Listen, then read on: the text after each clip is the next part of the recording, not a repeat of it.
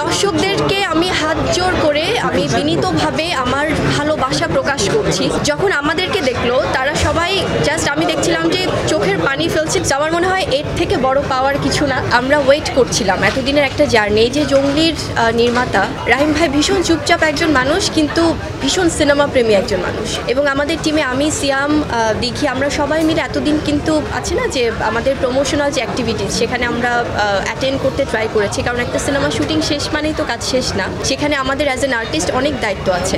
এবং আজকে আমাদের জন্য আরও বড় পাওয়া যে আমাদের শ্রদ্ধেয়, আমাদের লেজেন্ড, আমাদের প্রিন্স মাহমুদ ভাইয়াও আছে আমাদের সাথে, যিনি আমাদের পুরো মিউজিকের যে গুরুতর দায়িত্ব সেটি পালন করেছেন জঙ্গলি সিনেমায়। কারণ জঙ্গলি ভালোবাসার cinema, romantic cinema, emotional cinema, action cinema, পারিবারিক সিনেমা, তার পাশাপাশি কিন্তু মিউজিক্যাল সিনেমা। সো এই সিনেমাটা নিয়ে আমাদের এতদিনের একটা জার্নি, সেটা আজকে প্রতিফলন আমরা দেখতে পাচ্ছি, যেটার জন্য আমরা অধীর আগ্রহে ওয়েট করছিলাম যে দর্শকদের প্রতিক্রিয়া কী হয়। আমাদের সাথে আমাদের আরও যে প্রডিউসার টিম আছেন, আমাদের অভি ভাই আছেন, টাইগার মিডিয়ার আমাদের মুক্তার ভাই আছেন, সবাই আছে। বাট আজকে আমি যেভাবে আমি রিয়াকশন পাচ্ছিলাম, আমার না মনে হয়েছে যে আমি যদি আজকে না অ্যাটেন্ড করি আমি খুব মিস করে যাব।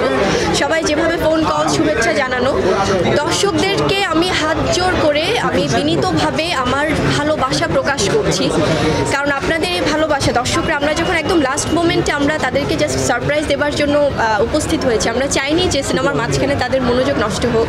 একদম শোর শেষে আমরা যখন তাদেরকে সারপ্রাইজ দিয়েছি, পুরানো একটা শুনশান নীরবতা যেমন ছিল তেমনি তখনও আমরা এন্ট্রি করিনি, তার মাঝে কিন্তু তারা ক্ল্যাপিং করে, তারা ক্ল্যাপস দিয়ে স্ট্যান্ডিং ওভেশন দিচ্ছিল। যখন আমাদেরকে দেখলো তারা সবাই জাস্ট আমি দেখছিলাম যে চোখের পানি ফেলছে, সিয়াম দেখছিল, দিঘি সহ সবাই, তারা কাজ ছিল, তারা ভালোবাসছিল। এটা কিন্তু আমাদের জঙ্গলির কন্টেন্ট, জঙ্গলির গল্পের সাথে তাদের ওতপ্রোতভাবে আসলে মিলেমিশে একাকার হয়ে যাওয়া। সো আমার মনে হয় এর থেকে বড় পাওয়ার কিছু না।